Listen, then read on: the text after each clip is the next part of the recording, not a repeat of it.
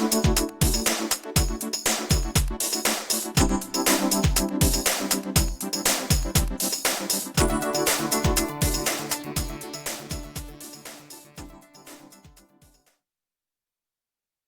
far, 'cause now I look like a cat.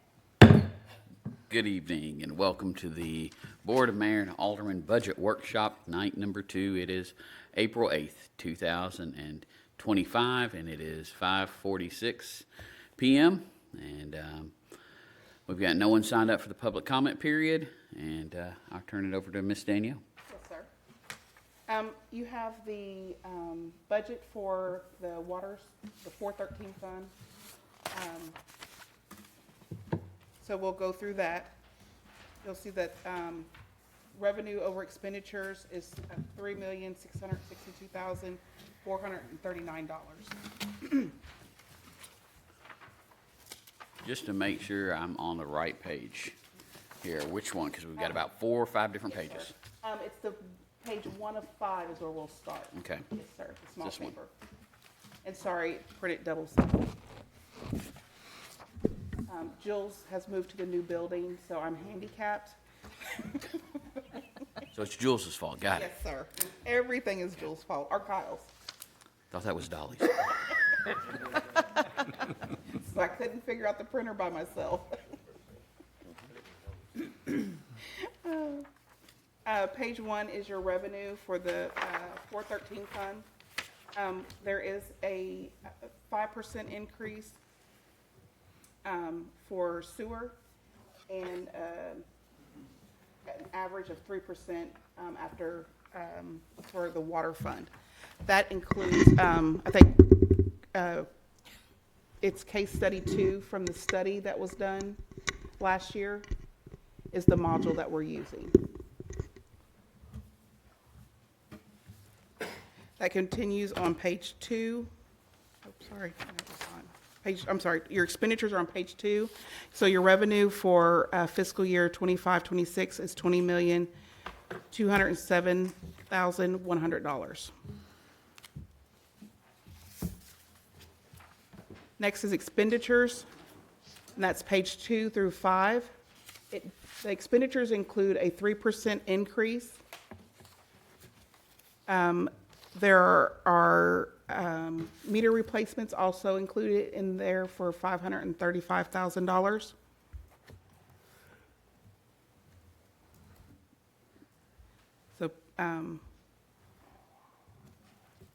So your total expenditures are $16,544,661. And the interest is the current bonds that we have, interest payments.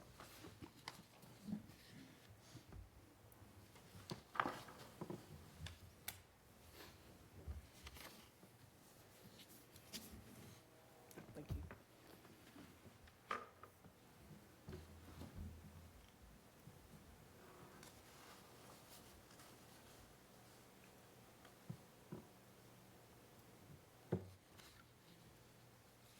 And so with the 413, it's an enterprise fund, so it's operating like a business, so you do have that depreciation line. So that's not actual cash out.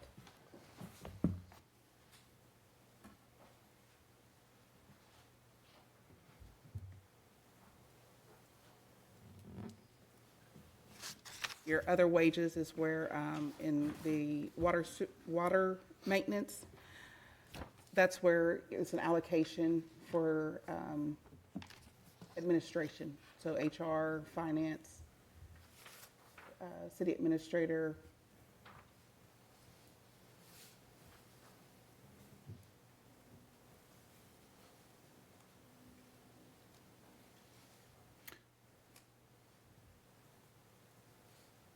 What are the service charges with Smyrna?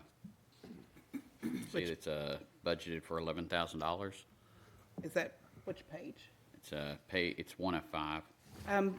That's revenue though. Yes, sir. Okay. And I think that's the, heard different names for it. It's for that Blair Road Yes. sewer basin. Okay. where they take the sewer, and then we have to pay, that we collect the money from the customer and we have to pay Smyrna.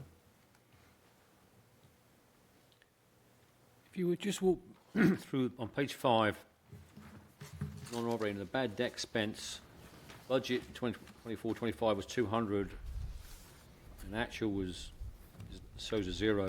We're back to 200 again, where the previous years was around 100,000. So what's the difference in that? That will be presented at the next meeting.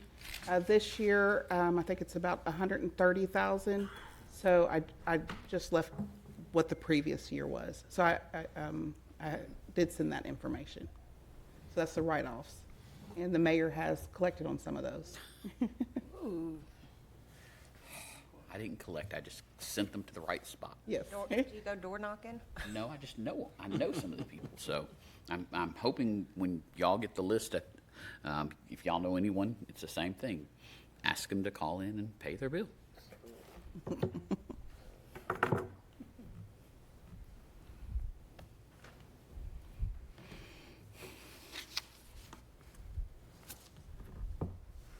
And we've got on here, on page 5, collection fees. And is that for Fox? I didn't think we pay anything with Fox. Yes, they do take. Okay, because I thought they tack on what their fees are on top of what we do. Yes. And then we get our portion and they have that administrative. Yes, and they cost. charge that to us. So that's where that line item is being coded. Okay. And on page 4, the architectural engineering, the 275, is that obviously a budgetary number, but is that for designing the expansion?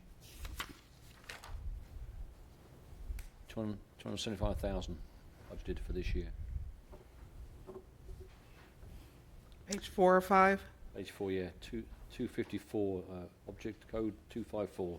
I would think that would be tied more towards work that's been done already, but That's basically the engineering fees for miscellaneous stuff with Griggs and Maloney, since that's the water portion. Yes, that's included on the listing that Kyle provided on the back side of it, the blue. And, yeah. Okay.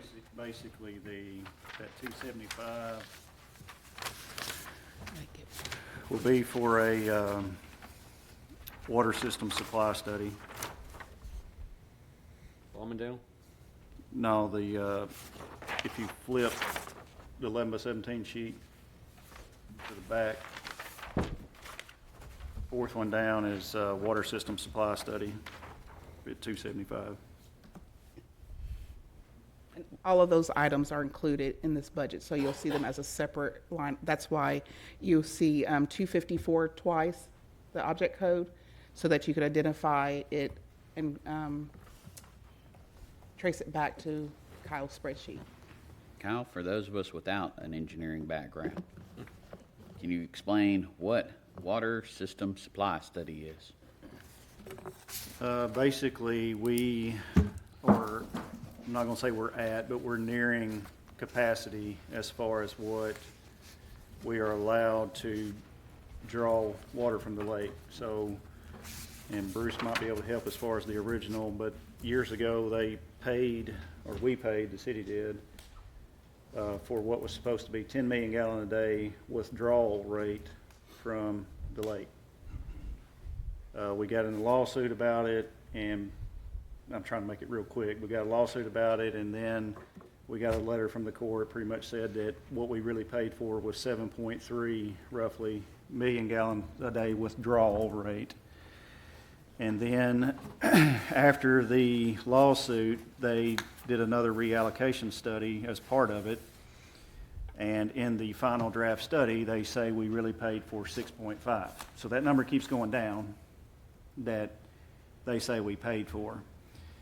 And of course, on our end, we're still using the same amount of water we did before, and we're only using more every day because of growth and stuff like that. So we have reached out to the Corps to see what the process is for increasing that 6.5 now is what I'll just keep all the argument out of it, 6.5 to something higher.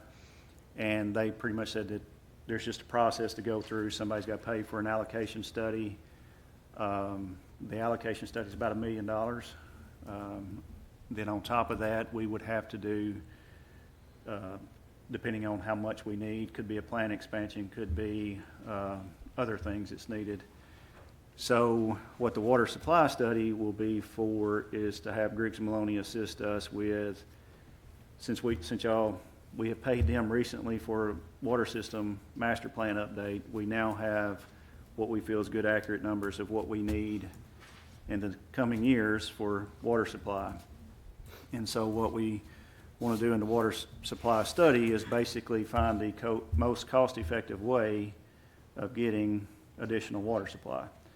And that's also going to line up with what the Corps is going to make us do, because before the Corps will allow us to withdraw more water from the lake, we've got to explain to them what other options we would have for getting water, and is it more cost effective to get water from the Corps, or is it more cost effective to get water from somewhere else? Now, we cannot get water from Smyrna other than emergency basis, because if we take water from Smyrna, we're taking water from the same basin. Mm-hmm. So if we was to get water from them, we're basically essentially asking for water from the lake. So the only option really is Metro, and we have had a conversation with Metro recently to discuss purchasing water on an emergency basis, just in case we have an issue and Smyrna can't give us water, because when we was doing the water plant project, or not the water plant project, but the 24-inch water line, we installed a new meter, and we had the line shut down, and we was supplementing with Smyrna. Nolensville called because Nolensville gets water from Smyrna, and Nolensville called and said they were getting low on water, so they needed to increase the pump rate from Smyrna to Nolensville, and they needed to reduce it from us. So that's when we said, well, we've got to find another alternative than just Smyrna. So we reached out to Metro, and so we will continue talking with them as far as getting water on an emergency basis. And then there's also probably that potential of a permanent, and that may be cheaper than increasing the amount of water we get from the Corps. It may not be. That's something that the supply study would tell us. So that's what that amount will be for. Okay.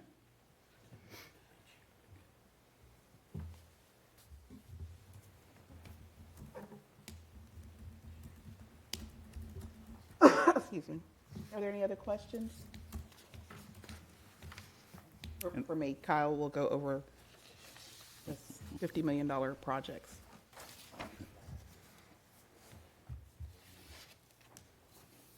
Real quick, if we could look at this single sheet here that I handed out.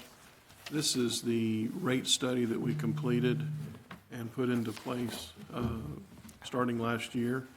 If you'll notice, for fiscal year 26, for residential, the study said we should increase by 15% for residential, 10% for commercial, and 10% for industrial. And then for sewer rates, we were supposed to do a 2% residential, 2% commercial, and a 1% industrial. Danielle mentioned for sewer, we're looking at a 5% increase for residential and commercial, and that is due to the additional costs that when Metro increased their rates last year, we had only planned for a 2 or 3% increase, I can't remember, and it ended up being like 5. So there's an additional 3% that we're adding on to this to make up for that additional sewer cost to Metro. So I just wanted to point out that we're trying to stick by the plan when it comes to the rate study and what our rates should be. Bruce, you when you mentioned the sewer, you said for residential and commercial. What are we doing for industrial? Well, it should be 1 plus the difference in the rate study and what the Metro rates were. If that's 3%, it would be 4% total. Okay.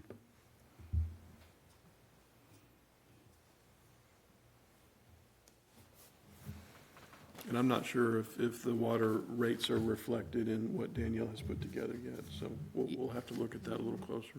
Yeah, Danielle mentioned a 3% Yes. for water. I'll adjust that.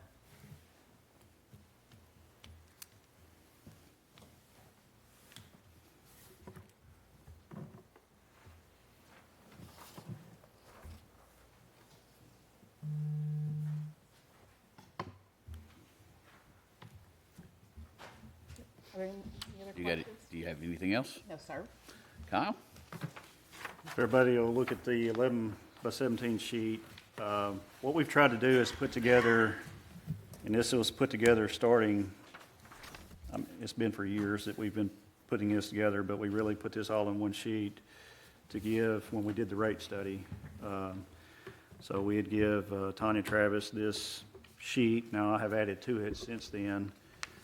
So basically, just so you know, the rate study was put together with this list of projects in mind. Now, what I've tried to do and keep as minimal confusion as possible, but I don't think it's going to be a way to do that. But I've tried. The bottom yellow piece is projects that have been mentioned.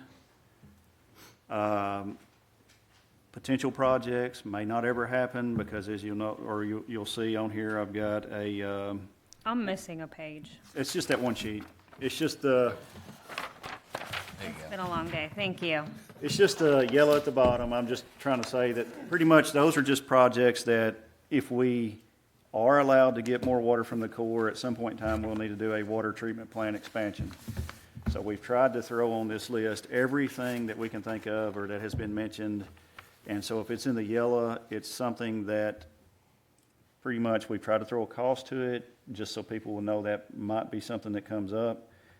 But we have not, in level of importance, we don't see that happening in the next definitely 5 years, may not even be 10 years. And if it does pop up to something, like I say, it's if we end up needing to get additional water from the Corps and we can get additional water from the lake and we need to do a plant expansion, then we'll need to bring that forward to the years that it'll need to be done.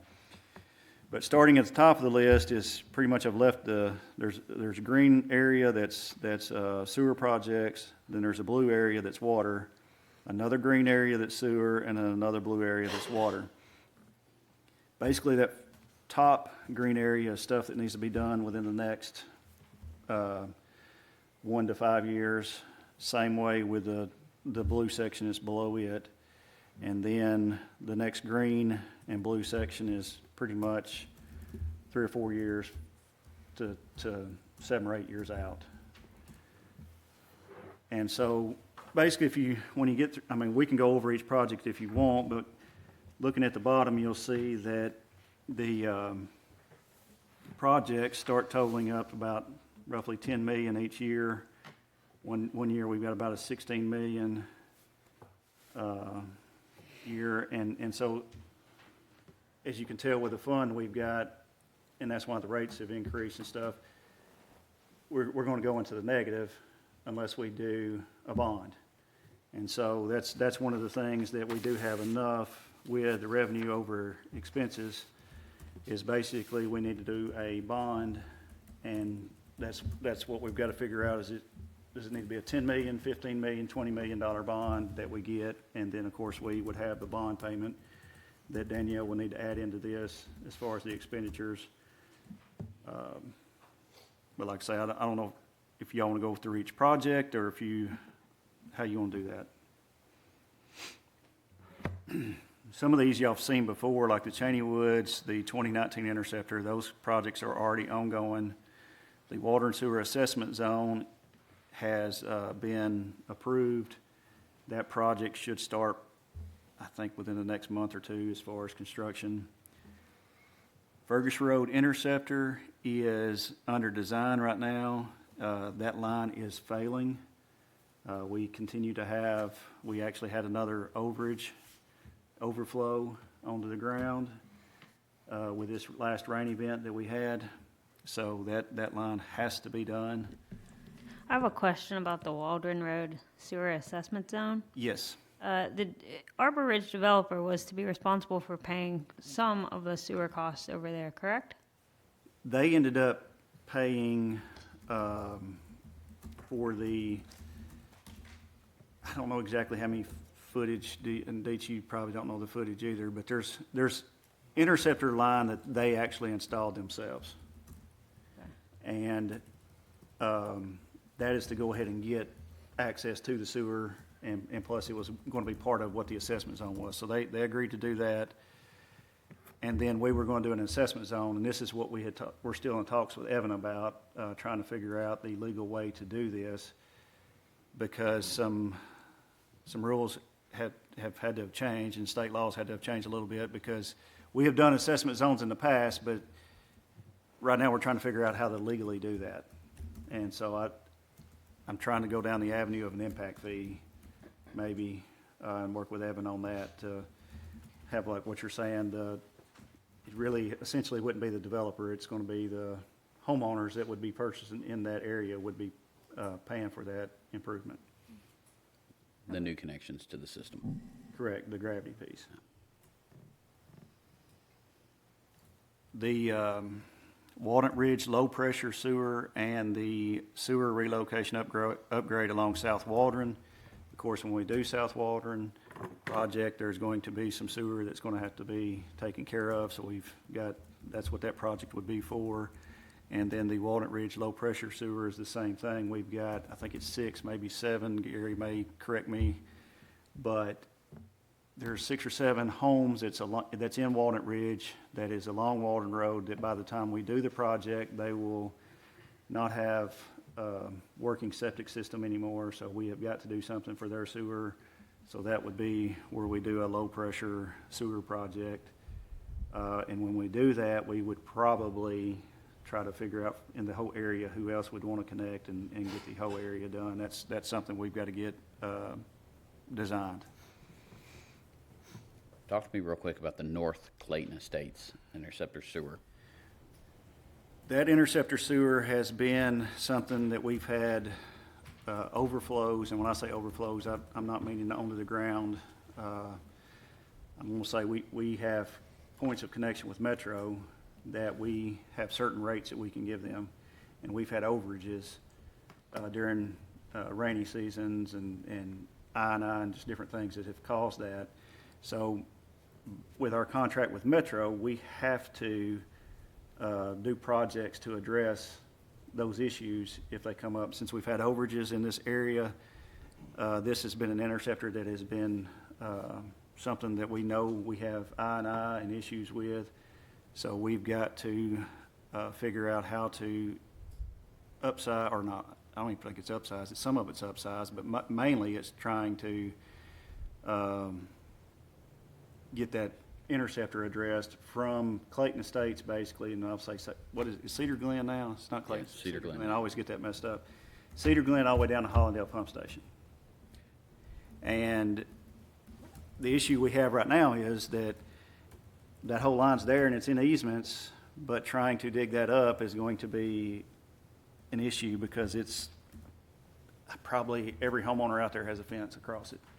Well, you mentioned during the rainy season, are we getting infiltrated from rainwater into the sewer, or? It's rainwater, it's creek water, we know, we've done, they did some cameras and smoke testing several years ago, and this is an area that, Deets, you remember the flow testing results, because I know we did some flow testing there, and during rain events, we have a lot of infiltration in this area. That was several years ago back now, so I do not remember the numbers offhand, but obviously, we had several, points or locations where flow meters were installed that we had overages at. So that line actually sits, we had to make a repair on it a few years back, and it is below the water table. So it is basically essentially under the creek, if you will. And it's an old line that, has failed, so. Okay, yeah, we don't like infiltration, so.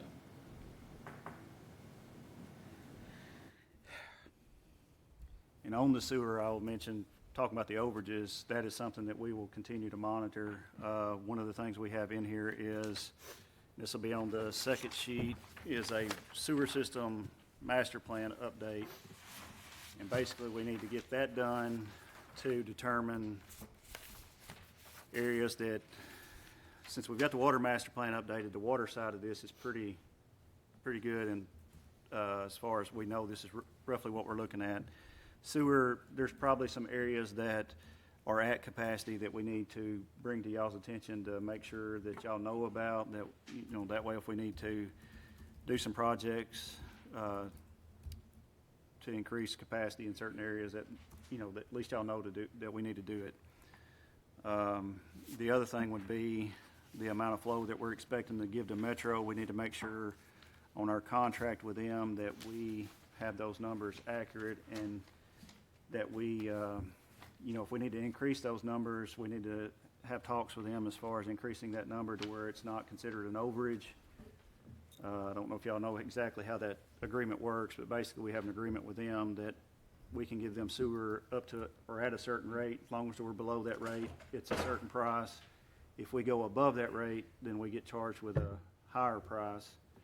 On top of, if we have overages, they will then have a conversation with us, like I was talking about on the North Clayton Interceptor, that pretty much we have to do a project in our system to try to reduce that flow.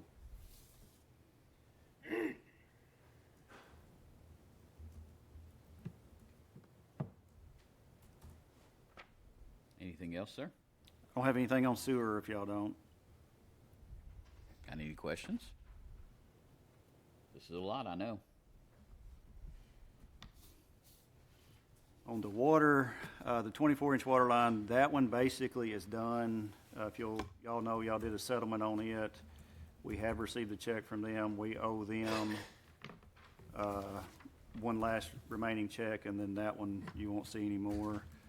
SCADA is currently ongoing. That is part of the ARPA money, but that is through the TDEC portion, so that is a reimbursement grant. The 12-inch water line along Blair West, so whenever we do Blair West, we've talked about putting a 12-inch water line in it. Plus that also, we will connect up along Dobson Knob. That will allow South Waldron, when we're doing it, to give us a bypass to where we don't run it or have, no water on the other side once that road starts getting regraded, and if there's times that the water line is going to have to be cut and relocated. Of course, we've got the upgrade along the South Waldron project. Of course, doing South Waldron, we have got to do that. The Mason Road tank, this is something we've had on here for a few years.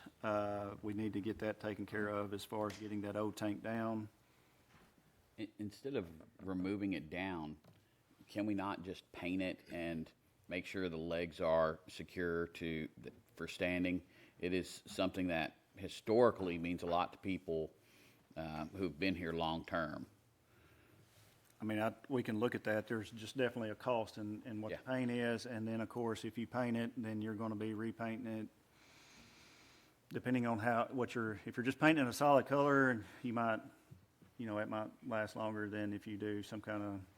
Just thinking solid color and the word Laverne on it in white, like it was in the past, and it's just it's a landmark to a lot of people who've been here for a long time, and that's beautification as well. Well, that's something we can look at the cost on to see what that would be. I'll look into that. The additional storage tank at Sanford Knob, with the growth that's in that area, that we're going to have another storage tank in that area. And then again, going back to the emergency connections, this Smyrna and Metro, that's just to make sure that if we have an incident like we have had in the past, that we have the potential for connections. Like I said, the last time we connected to Smyrna, it became an issue with someone else needing water, so we need to have multiple connection points. We always need a backup plan. The tube settler replacement at the plant is something that we've talked about several times, and of course it's still on here. We've got it roughly 27, 28. It needs to be done, but it can wait past some of these other projects. PFAS regulations, I'm gonna let, since Danny came, I wanna let him, not get out of here without saying something, but he can, give you a whole better rundown on this PFAS than I can. Good, because I've And got I'm some probably hard saying it questions. wrong, it's PFAS.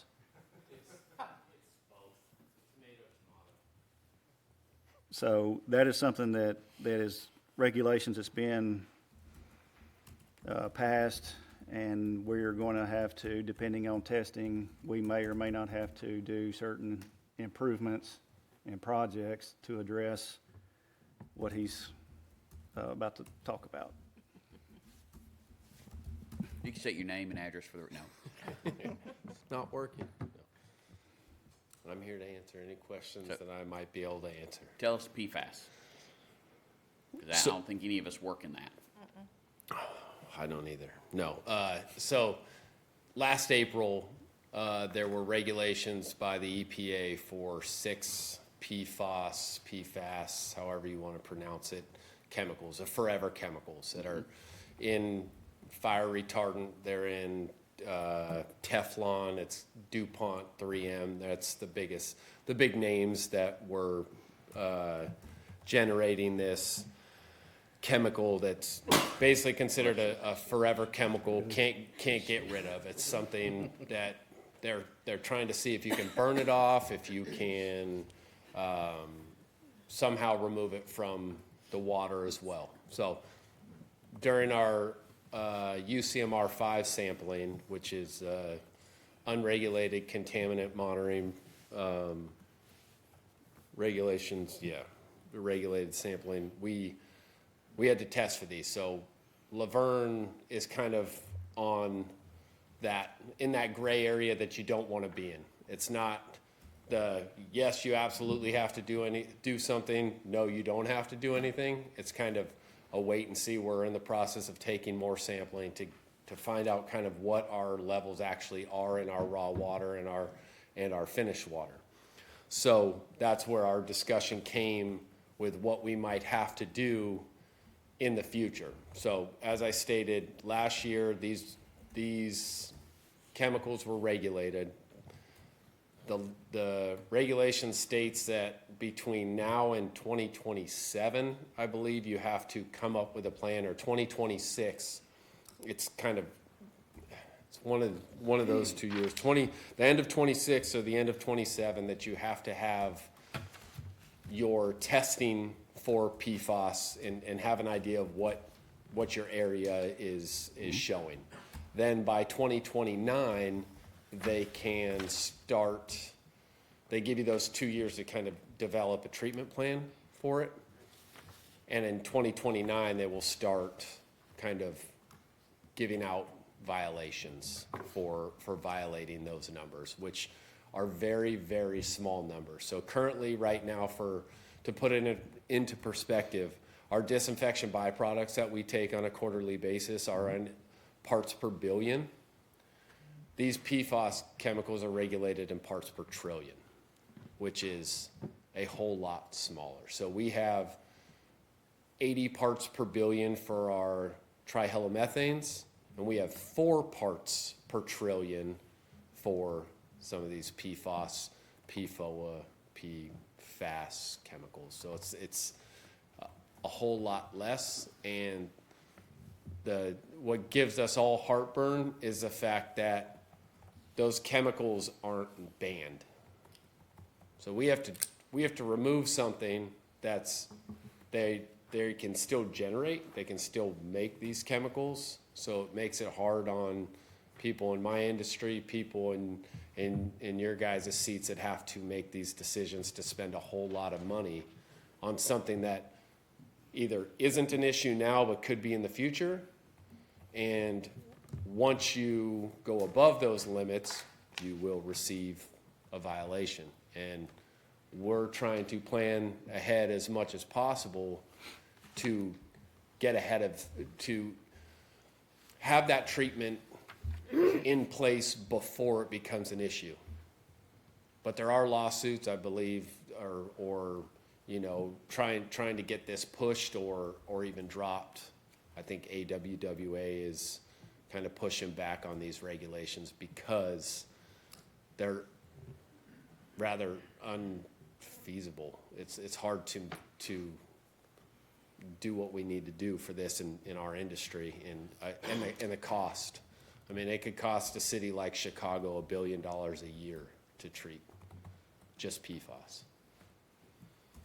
And that's, I mean, it's, how do you do that? I mean, their initial setup for this for the regulations was supposed to meet so many people for X amount of dollars, and it's kind of less people and a whole lot more money. So it's not kind of doing what they wanted it to do. So. Okay.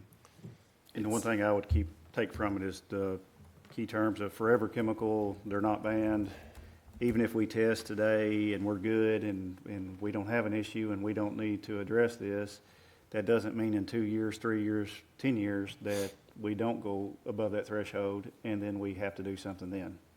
So I believe Metro's actually putting, they have like no PFAS that in there, or I don't want to speak, don't hold me to their levels specifically, but I think they were non-detect and they're still putting in this equipment to treat it. So it's to get ahead of it, just in case, whether it's, I'm not sure if they're doing granular activated carbon or whatnot. There's filters, pressure filters you can do. There's different treatment techniques.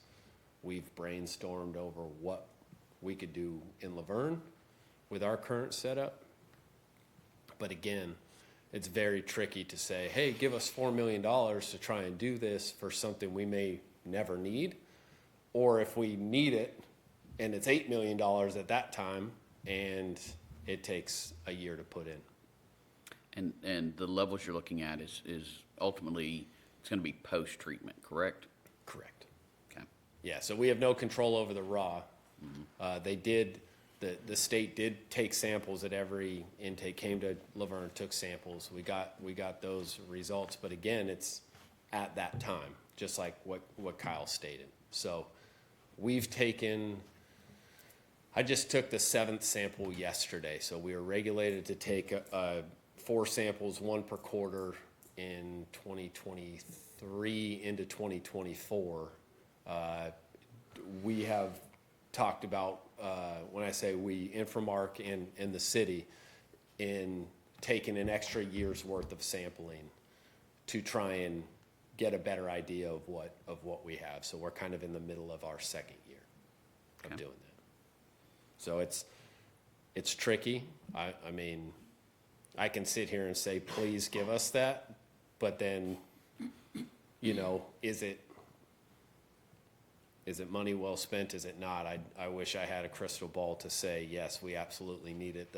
The hard part is if we do need it and we don't have it, then we face some violations we might not want to be facing. So I don't envy you guys at all. Okay. Any questions? On this subject or the spreadsheet? Well, on PFAS. Good. Thank you. Kyle? basically the next sewer section is pretty much all lift stations that, like we talked about before, they all need to be upgraded. Some of them just need to be replaced after their useful life. So that's what a lot of these are. And then back to the water section below that is projects that, like I've said, we think we will need them at this time, at the time frame shown, but it's not something that's in the next 2 or 3 years. The biggest thing is at the bottom, that peach area where it says water sewer fund total. You gotta look at, we're roughly looking at $25 million that we definitely need in the next 3 years, whether that be 20, whether that be 25, whether that be 30. That's something depending on what the projects bid out and which ones we can shift a little bit back and forth. But bottom line, we're gonna have a bond. And like I said earlier, that's something we'll have to determine how much of a bond we want to, or we need to get. And then, of course, that bond payment needs to go into the expenditures and make sure that we're still to the positive. Okay. Any questions on the sheet? Well, let me bring it up. Let's talk about this $24 million gorilla we've got on this spreadsheet. What's the timing for this? I think on the treatment plant expansion, I'll just be totally honest, I don't think they'll ever let us do it. I think once we ask the Corps for additional water, they're going to say, what is your other option? And our other option, I think is very clear that it's going to get water from Metro because, as I've said earlier, we give all our sewer to Metro. So essentially, we're actually taking from one water basin right now, water, and giving it to another basin. So when you look at it that way, that's not good already. So I think once they ask us for an alternative, we would have to say our alternative is to get water from Metro. And so we would have to have something probably from Metro to say that they are not willing to give us water. And then we, at that point, could say our only other option would be to run a line through Metro's, I ain't gonna say Metro's property, it'd be through Davidson County to get to a source and then pipe water all the way back. Now, at that point, they would say, yeah, treatment plant expansion is more cost effective than doing that. So I think they would let us do it if that was the case. So we would really be hinging on the fact that Metro says we're not going to or cannot give you water. And from any conversations we've had with them so far, that is definitely not the direction I think we're headed. I think it's pretty much going to be a, yes, we can provide you with water, but of course it's going to be at a cost. Now, what does that cost compare to currently, you know, we have Inframark running our plant, so what does that cost that it is for them to give us water? We, at that point, it's pretty much just, that's what the rates will have to be based on, is what that rate is to get water from Metro. You also have, when it comes to pulling water from the lake, you have the cap, not our individual cap, but the total cap on the lake, how much can be drawn out of it. And for everyone in Middle Tennessee, everyone is approaching that cap. The federal government has not lifted that.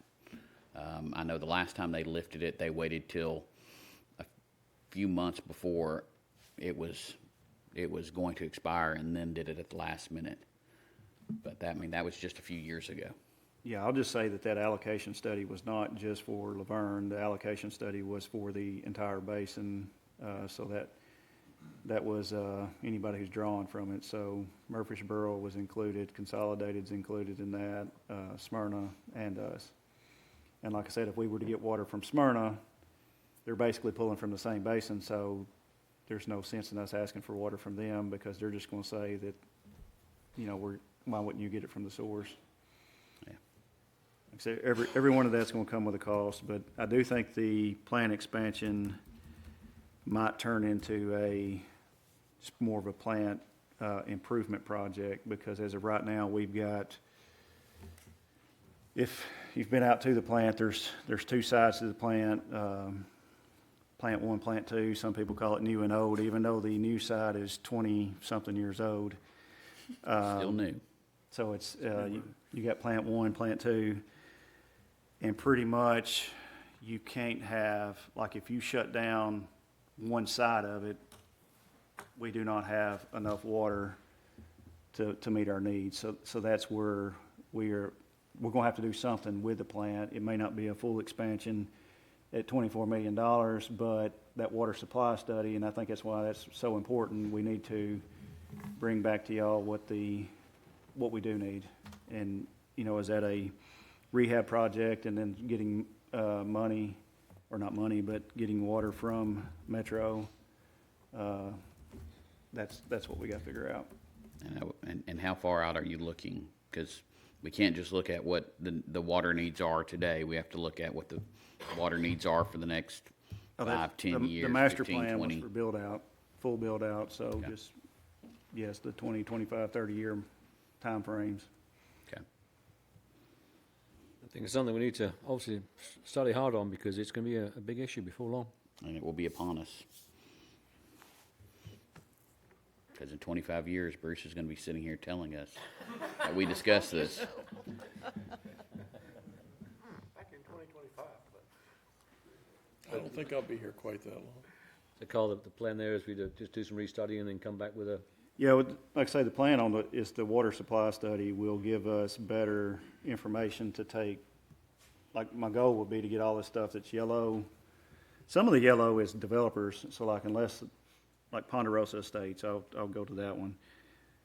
They'll need an 8-inch water line extension from Hollandale or down along Hollandale from where it currently, I think there's a dead end at one point, but either way, there's got to be a connection that's got to be done if that development is going to take place. So if Ponderosa Estates gets done, that the developer will do that project. So At their expense. correct. So that's why I've left those at the bottom. But we definitely need to get all the ones that's yellow pretty much back up to whether it's blue or green, and then, of course, make this a 10, 15, 20 year, that way y'all can see when it's actually coming.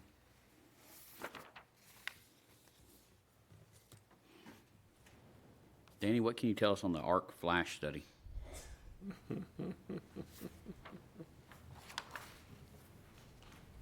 I knew I shouldn't have left that one yellow. I tried to give Bruce a price, but he didn't want it, so no. What?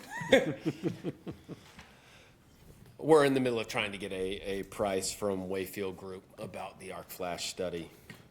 So I should have that hopefully in the next week. We will be discussing that tomorrow with our maintenance manager and Wayfield's rep. So I'm hoping to, in all honesty, get that quote hopefully by the end of the week, if not next week, so that we can get a price on this and update the chart. I knew you wanted to be asked on that one, so I did. So thank you. I try. Anything else? I'm good on sewer as well.